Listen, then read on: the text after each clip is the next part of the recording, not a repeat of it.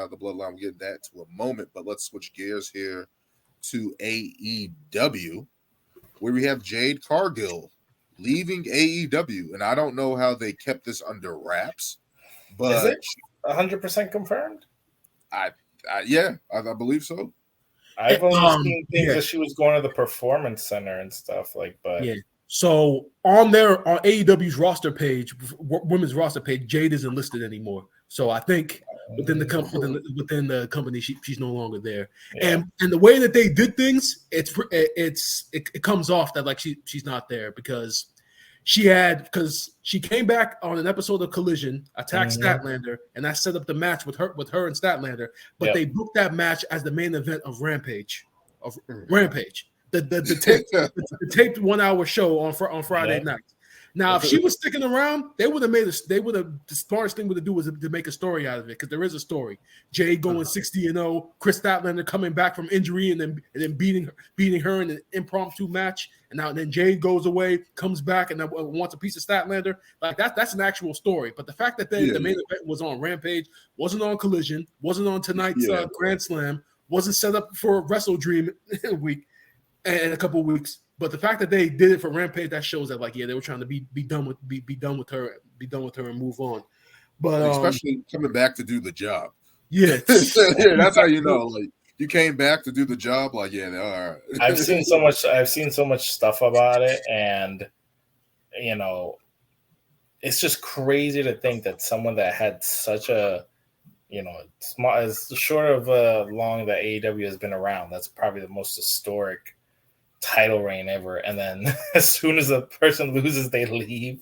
It's like, how do you not push this woman into your women's stratosphere? Easily. Arguably she was homegrown. Mm-hmm. She has the look. She has the personality. Yeah, the in-ring skills were getting better and better with every match that she had. Some of the reports say it was over money because her contract was up, and obviously she wanted a raise, and Tony Khan wasn't willing to give that to her. As far as going to WWE goes, we don't even necessarily know if that's the case, because I can remember. Well, I can remember last year she did an interview on the Breakfast Club. I remember that I listened to, and she was talking about why she chose AEW over WWE, and she said that she felt that AEW treats their wrestlers better, treats them like actual athletes. And Jade has a daughter, so she's very, very family oriented. So obviously, being on the road twice a week and being able to go home and see her daughter was something that she was. Something that she believed in.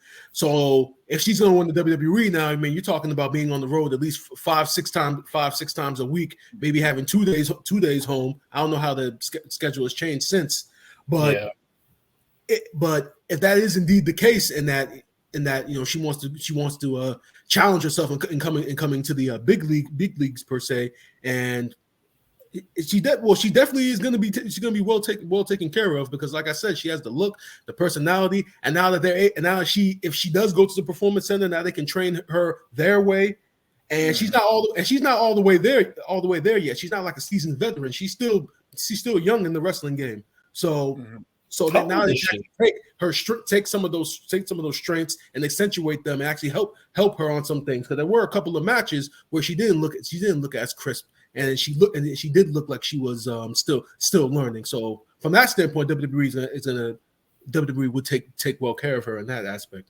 But sorry, she's 31. Now I was just gonna say, how old is she? She's 31. She's 30. So she's 31. Oh. So in wrestling years, she's still very, very young. So like I said, I think we all agreed when this first came out on the chat that Jade pretty much she pretty much is what WWE would want in a female performer with the look and the personality.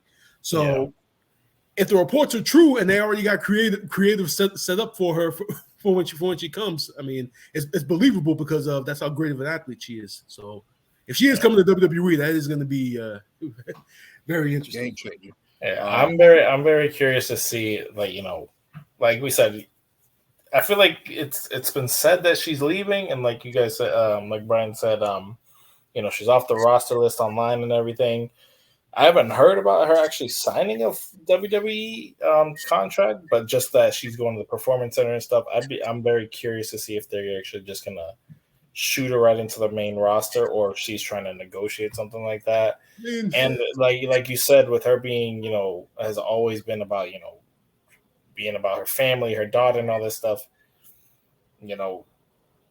WWE is, we've known for years their schedule is rigorous. So I don't know how that's changed now with the whole brand split. Obviously some people are on both shows, some people aren't. So maybe their schedules are less hectic or don't have to show up as much, I guess. But I'm very curious to see if they'll go the NXT route or just push her right into the main roster. I would assume she would want to just go straight into the main roster, but like Brian said, I feel like early on she was definitely still very green. Mm-hmm. Later on, obviously after having all those matches, looked much better. Obviously against like Ty Valkyrie, who's the other, Nyla Rose, other people. Like she actually had some pretty good matches, and so which is, again, still baffles me is that we never had her versus Britt Baker, her versus Ruby Soho, her versus anybody that was like top AEW females. She ran through everybody and kind of just literally kept her at a wall. Or just like, hey, you can be at the top here, but you're not going to be at the top. So I don't know. And I get, and I mean, from my standpoint of it, as we've been saying, she's homegrown for AEW. Like one of their first stars was her. You could tell that she was a project for them. They really invested a lot in her, and then putting in that work, and then you build a 60-0 streak. That's not by accident. Usually people go 10-0. They have a couple months where they're going good. Like for years, you were the person that was holding that TBS title and stuff like that, and building that part of the women's division up. Basically being the cap on the ceiling of that division for the women's division. And to let that go and not try to be like, all right, now we're going to elevate you. Now we're going to push you. Now, especially with all the stuff with Saraya and Toni Storm and all these other people. Jamie Hayter got hurt. Thunder Rosa hasn't been seen. You think they would add somebody to that women's plug in that roster, a new infusion, somebody, and especially somebody who was returning. You know what I mean? So you figured that would have been a way to interject her into something more, and they didn't. So, I mean, of course, it could have been over money and stuff like that. Maybe they thought she's a little too green. She's not on that elite level in the ring, but it's like that's never stopped anybody in the wrestling business before for getting pushed. You know what I mean? So she could literally do what Nia Jax is doing right now.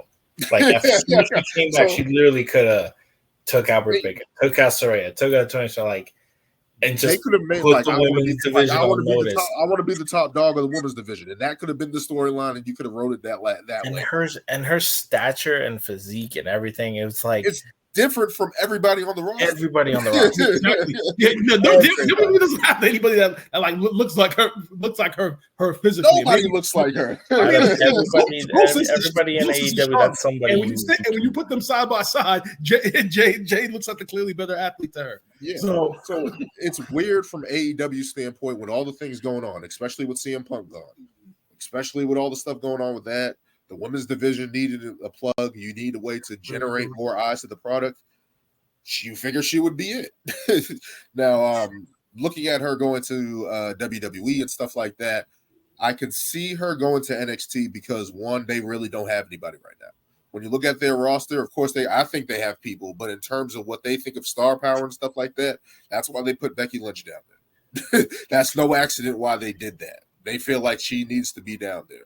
Do I feel like Tiffany Stratton's good? Yes. Do I feel like Roxanne Perez is good? Absolutely. They have other people down there that are building themselves up, like Gigi Darling and other people like that I feel like are good. Do I feel like that can be a place where Jade Cargill can go and grow? Absolutely. Because, one, it's in Florida every week. She's built from Florida. Her family's in Florida. She lives in Florida. NXT is right there. So I feel like that would be a match made in heaven where she'll be able to work, get her working, and still see her family. She doesn't have to travel as yet.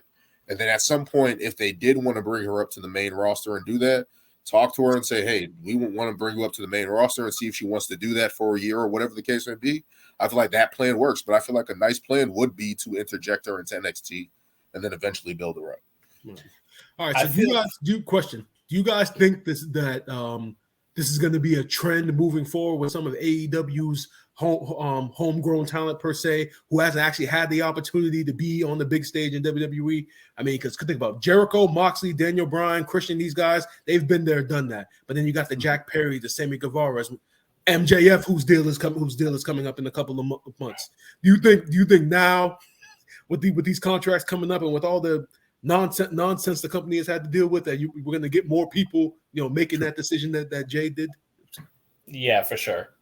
I mean, I think even with all that going on, I think the smart thing with AEW would be to shore all that up, right? Like you would get, like when MJF's contract is up, don't play around. Like, here's the money, here's the years. We're not playing around. You're our guy. They can't afford to do that. No. If MJF or Sammy Guevara, any of those guys leave, it's like, who's going to AEW? Unless they're throwing a whole bunch of money. It's like, who's really going to go to AEW? But look at everything we just said about. But look at everything we just said about Jade, somebody who is literally their superstar. And if it was literally over something about money, you're telling me that Tony Khan didn't see any type of vision where he'd be like, "Yeah, let me pay you more." I mean, unless this was just a decision of hers, where she was like, "You know what? Maybe I've already done everything I wanted to do in AEW." Which I wouldn't think. I mean, I would think she would want to be women's champion, but like, unless she's seeing like, hey, maybe WWE is a bigger crowd, is a bigger, maybe, she said it in interviews, hey, this isn't why I'm famous. Like I'm known for other things. So maybe she thinks that WWE could get her to that next level of like TV, movies, whatever, because we know wrestling isn't forever. Total divas. The return. No. So my only thing with her, I don't think she should go to NXT just because I feel a lot of NXT talent is very young. Not saying anything against her age, but I mean, obviously you have Becky. I don't know everybody's ages, but Becky going against Tiffany, I feel like it's very, I don't know. Maybe it's stature. I don't know. But I don't know. Somebody just of her caliber who has already been on a, national TV and all this stuff. I would think she would want to be like, no, put me on Raw or SmackDown, And I don't know if she is. I mean, I would think she would push for that. But if they're going to be like, hey, we're going to set this all up for you, but you got to go to the NXT, maybe she would do that. But I would think that she would want to. She already knows how to carry herself, present herself on TV. Besides the actual wrestling, I don't think she needs to go down to NXT. But I just feel like if she does come to WWE, that's a major win, because it's like she's still young enough. Probably not enough people have seen her. People know her, of course, but it's like, hey, we can actually make a better version of her than AEW just did. AEW. And I know WWE won't give two shits about this, but if they do have Jade and they do start featuring her, I mean, they have to be very careful how she is booked, because that's going to have future implications for any other talent from AEW that wants to come over. They're going to keep an eye on how Jade is being used and such, and if they feel as though that she's being used in the wrong manner, it may impact their decision when their contract's up and deciding to go WWE or stay with AEW. I know WWE won't give two shits about that though, because they'll give off the impression of, okay. I mean, when you look at people who they brought over, AJ Styles was able to walk in the door. Samoa Joe was able to walk in the door. Shinsuke Nakamura was able to walk in the door. I mean, so I'm not saying she's that caliber. I'm not saying she's that caliber wrestler and have all that prestige, but I'm just saying the precedent going forward isn't to do that. I don't think that's to do that. And I don't think they can do that to her. You can't have her lose in her first match. You can't have her look bad. I don't think they can do that. They can't afford to do that. So, I mean, I think she should be a player. Either if it's NXT or WWE, the Raw, SmackDown, whatever they do. I don't think they can play around with that. Could you imagine she's the one who takes the title off of Becky? In NXT? I feel like if they have her and they already got name, pen, and paper, I would not see why not. If anything, I feel like that would be a great opportunity how they did like with Paige, when Paige legit came out and won the title the first night. And I feel like that built a star right there. So I feel like should we transition then? Should that be all in one segment then? I guess.